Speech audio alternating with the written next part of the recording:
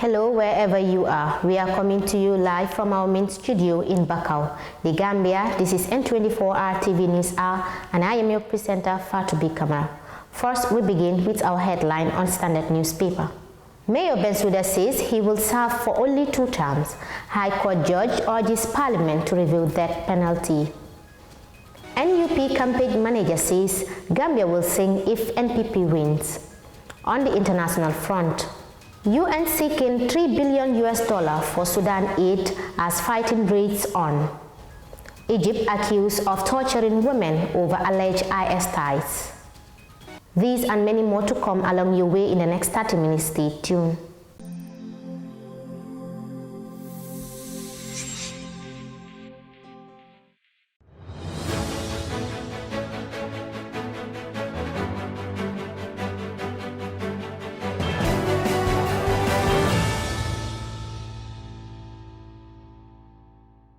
Welcome back, and now the news in detail.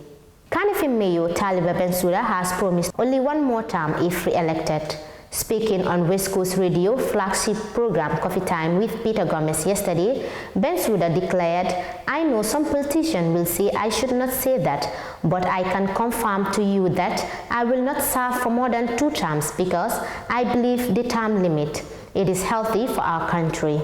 When asked by the program host on whether he would want to be succeeded by a woman when he leaves, giving his concerned reference about the need for equality and equity during the interview, Bensouda answered, "I would campaign for a woman to succeed me.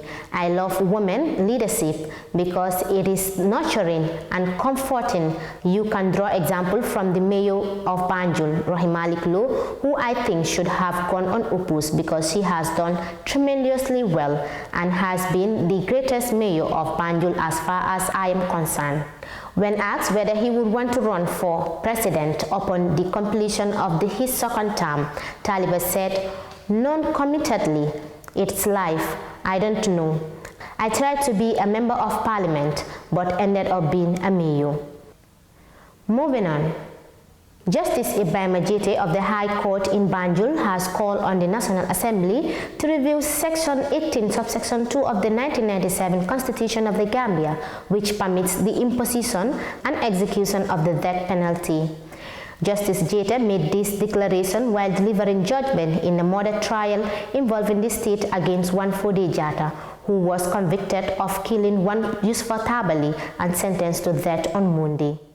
Before passing sentence, the judge cited Section 18, subsection 2 of the Constitution and stated that upon assumption of office, President Adama Barrow in 2018 placed a moratorium on the death penalty in honor of the Gambia commitment under the section oppositional protocol to the ICCPR.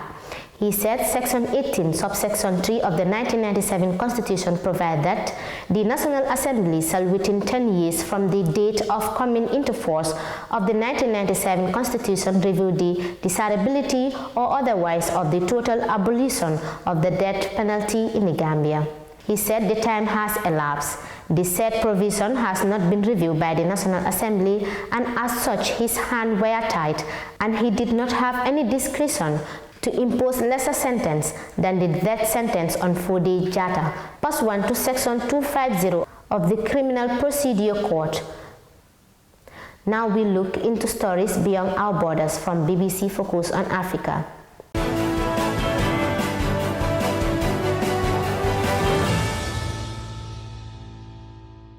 The United Nations is seeking some $3 billion equivalent to 2.4 billion euro to fund humanitarian operation in Sudan.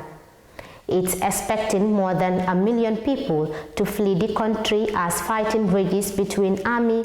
The UN Humanitarian Affairs Coordinator Ramas said more than half Sudan population, 25 million people, needed aid and protection.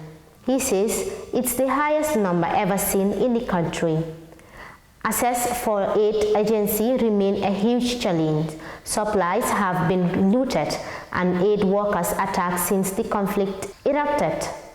2 human rights organizations have accused the Egyptian authorities of having arbitrarily detained and in some cases tortured women and girls related to suspected members of the Islam State group IS. Human Rights Watch and the Signal Foundation for Human Rights says the detention often appear to have been used to put pressure on family members suspected of link to Egyptian jihadist affiliates to IS. Lawyers and witnesses interviewed for the report says the aim was to provide information on suspected jihadists or to get them to turn themselves in. The report says some of the women and girls had themselves been victims of the IS-linked group. Well, viewers, that's all we have for you in today's bulletin. But before I take a leave of you, a quick recap on our main headlines once again. Mayor Bensouda says he will serve for only 2 terms. High Court judge urges Parliament to review that penalty. NUP campaign manager says Gambia will sing if NPP wins. On the international front, you had that UN seeking $3 billion for Sudan aid as fight rages on. Egypt accused of torturing women over alleged IS ties. Thank you for watching. This is all we have time for. I was your presenter, Fatou B. Kamara. Till we come your way, have a wonderful day.